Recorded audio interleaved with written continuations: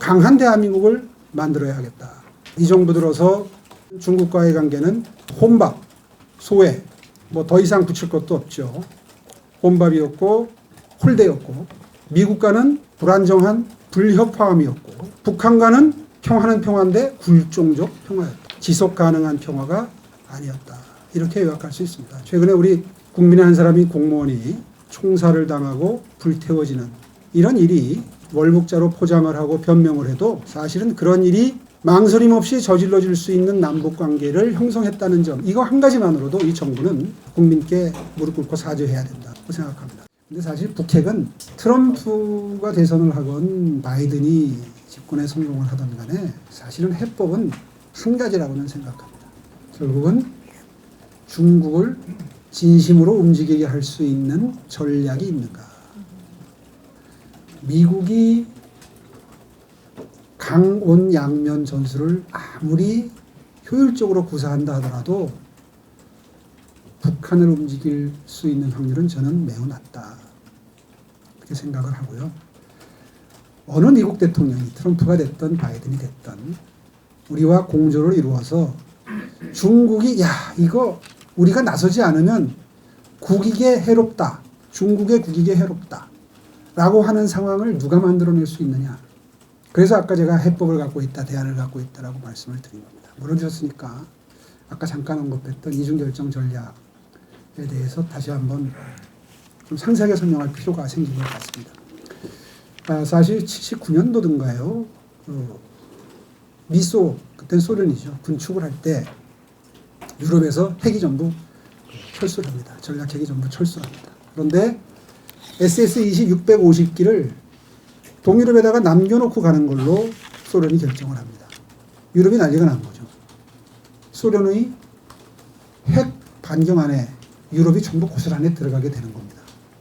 그때 요약해서 말씀드리면 슈미트가 결단을 내립니다. 그렇게 된다 그러면 우리도 퍼싱2를 여기에 배치할 수밖에 없다. 4년의 기간을 준다. 4년 내에 미소가 결정하지 않으면, 다 나가지 않으면 여기에 똑같은 숫자에 똑같은 위력의 퍼싱2를 갖다 놓겠다.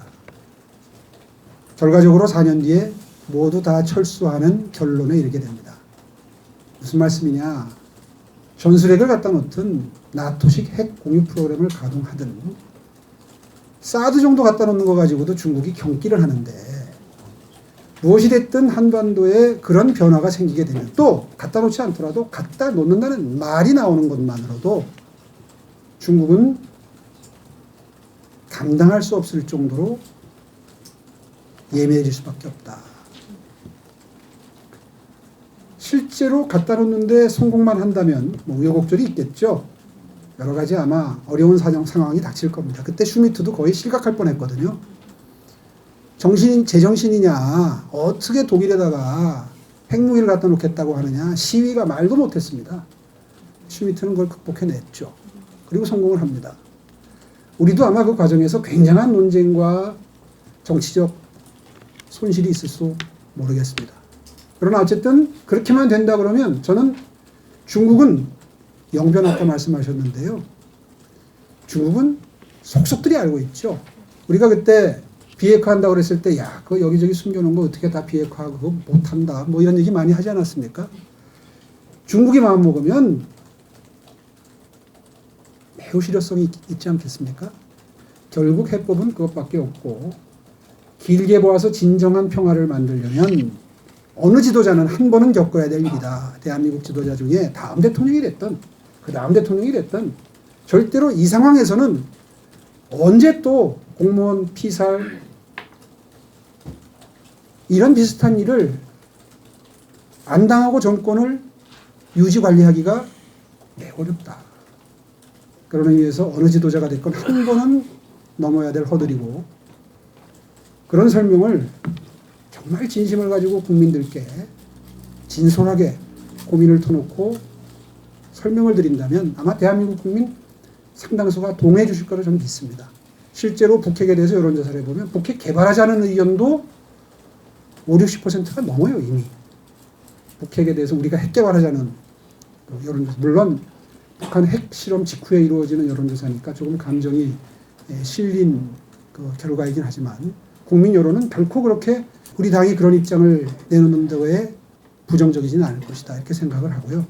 다만 이제 우리가 넘어야 될 산 중에 우리를 이제 그런 걸 빌미로 해서 냉전 세력으로 전쟁하자는 것이냐, 이제 이게 이제 선거 때가 되면 간표 요인이 되기 때문에 이걸 어떻게 양립시키느냐. 그래서 제가 아까 북한과의 평화 공존, 비판적이지만 관여 정책, 포용 정책이 반드시 필요하다 하는 얘기를 강조해서 말씀드린 이유도 이 모든 것이 패키지로 같이 가야 국민들께 오해 없이 충분히 우리들의 진정성이 전달이 되고 나라의 미래를 위한 결단에 도움이 되는 국민 여론이 형성될 수 있다.